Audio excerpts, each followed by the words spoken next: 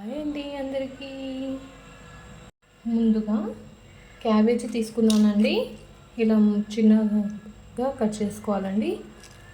Cut చేసుకున్నాక శుభ్రంగా కడిగి కట్ చేశానండి. తర్వాత ఉప్పు నీళ్ళలో వేసుకొని కొద్దిసేపు నానబెట్టానండి. తర్వాత 2 ఉల్లిపాయలు కట్ చేసి పెట్టుకున్నానండి. 1 కప్పు వచ్చాయి. 2 పచ్చిమిర్చీలు, 2 ఎండుమిర్చి తీసి పెట్టుకున్నానండి. స్టవ్ మీద ప్యాన్ పెట్టుకున్నానండి. హీట్ ఎక్కాక 1/2 కప్ ఆయిల్ వేస్తున్నానండి. అది హీట్ అయినందుకు బ్లాక్ అయిందండి. ఇప్పుడు ఆయిల్ వేస్తున్నానండి. హీట్ అయ్యాక 1 స్పూన్ తాలింపు గింజలు వేస్తున్నానండి. తర్వాత ఎండుమిర్చి వేస్తున్నానండి. తర్వాత పచ్చిమిర్చి వేస్తున్నానండి. తర్వాత ఉల్లిపాయలు వేస్తున్నానండి. తర్వాత కలుపుకుందామండి ఉల్లిపాయలు వేయగానే.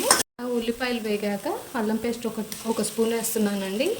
వేసాక ఒకసారి కలుపుకున్నానండి. బాగా వేగాయండి. పచ్చివాసన పోయేదాకా అల్లం పేస్ట్ వేయించుకోవాలండి. నూనెలో ఉల్లిపాయలు బాగా వేగాలండి. పసుపు వేస్తున్నానండి. తర్వాత కలుపుకోవాలండి బాగా.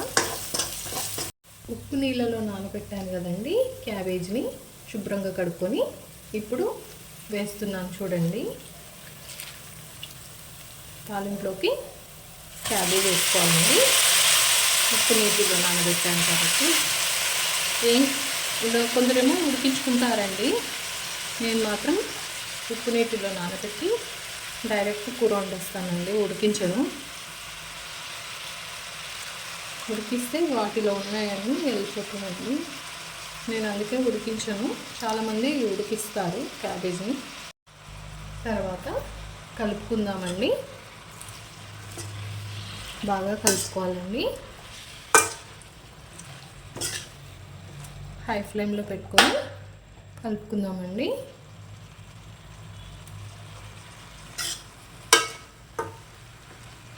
హై ఫ్లేమ్లో పెట్టుకొని కలుపుకున్న తర్వాత మనం మూత పెట్టుకోవాలండి. మూత పెట్టేసుకోవాలి.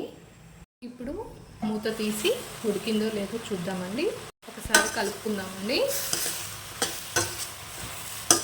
ఇలా కలుపుకున్న తర్వాత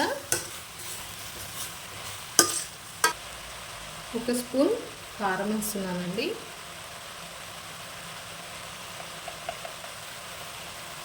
మరో స్పూన్ కారం పడుతుందండి దీనికి.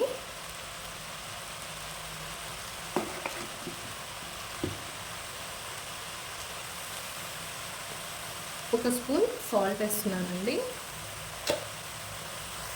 తర్వాత కలుపుకోవాలండి.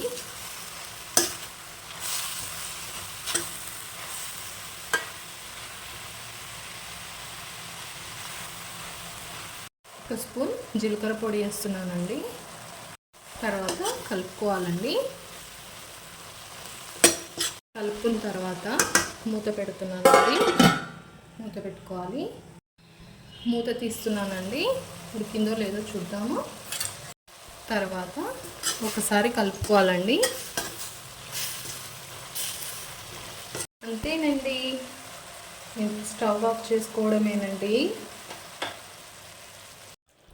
చాలా సింపుల్గా రుచికరమైన క్యాబేజ్ కర్రీ రెడీ అండి. ఈ వీడియో మీకు నచ్చితే లైక్ చేయండి, షేర్ చేయండి, సబ్స్క్రైబ్ చేసుకోండి. పక్కన బెల్ ఐకాన్ ఉంటుంది, మర్చిపోకుండా నొక్కండి. ఈ రెసిపీ గురించి మీకు ఎలా అనిపించిందో కామెంట్లో పెట్టండి. ఓకేనండి, బాయ్.